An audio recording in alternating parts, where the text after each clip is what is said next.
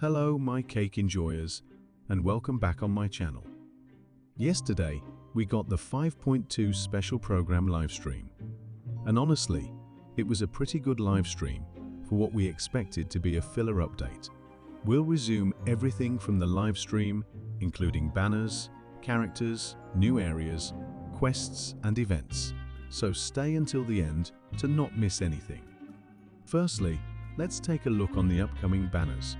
As expected, we will get the release of Chaska and Auroron, which will be in the first phase alongside our Fontanian femboy Lini. Now for the second phase, we will get our two dragon daddies, Zhongli and Neuvillette.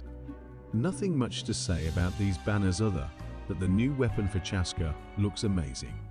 Let's now get on the characters review. This part has lots of spoilers on the main story of Lou and Fontaine. So go to the next part if you haven't done it yet. Alright, then let's go. Firstly, let's take a look on Chaska and Auroron.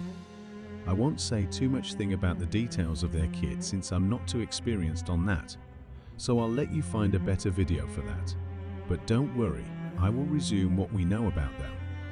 So Chaska is an Anemo Bow user who comes from the Flower Feather clan. She can use other elements with her elemental skill, such as Hydro, Electro, Pyro, and Cryo. Speaking of her elemental skill, it's a freaking flying gun. Honestly, she'll be a great character to have in your character box. Her ascension materials will be a new type of flower, the material from the new boss, and some saurian teeth. The guides for her talents will be the conflict ones. That's all for Chaska. Now let's talk about Auroron. Our favorite grandson is an Electro Bow user whose ability is to jump high. He comes from the Masters of the Night Wind. His elemental skill is a graffiti bomb that will rock between enemies dealing electro damage. His burst is like Lynette's one but electro. It deals electro damage while drawing enemies near. He's gonna be a very useful sub-DP/support for your teams. That's all I'll say about these two new characters. Now, let's take a quick look on the rerun characters, for those who don't know them or their kit. Lini is a Pyro Bow user from Fontaine. He is a member of the House of the Hearth, alongside his sister Lynette, brother Fremine, and father Arlecchino. He can do lots of damage with his skill and burst, though I will not recommend you to pull for him, as lots of other characters performs better and do more damage. But you do what you want with your Primos. Zhongli is the Geo Archon, best shielder of the game, and he's also why I downloaded Genshin originally before I saw Cake Daddy. He's almost a must-pull since he's very broken. He has the reputation to make the game very easy, since his shield cannot break easily.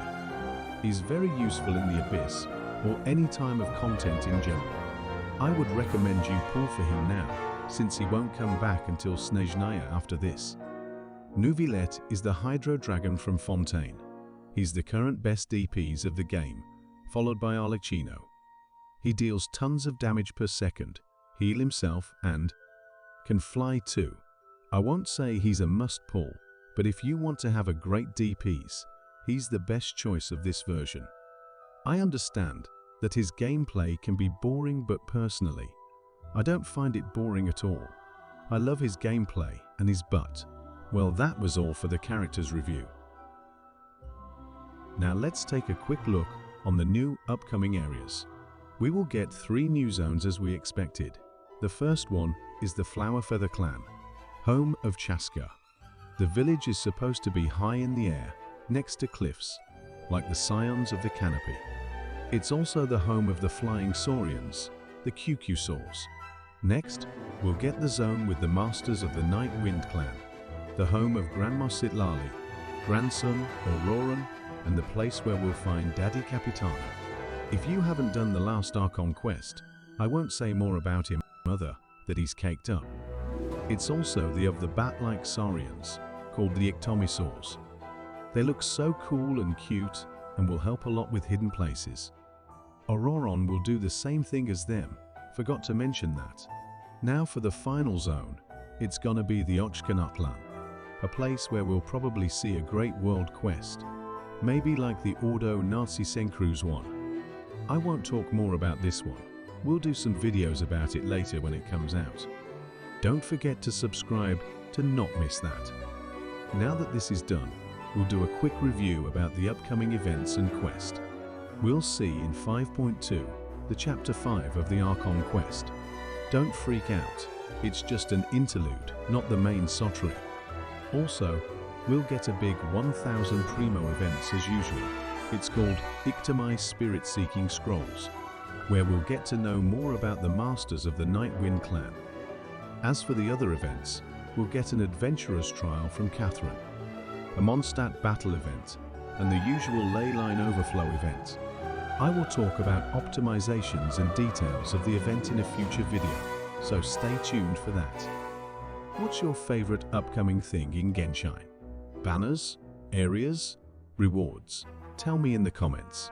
This marks the end of this video. Thank you for watching till the end. Alright guys, have a great day. Don't forget to pray for the cake, and I'll see you next time.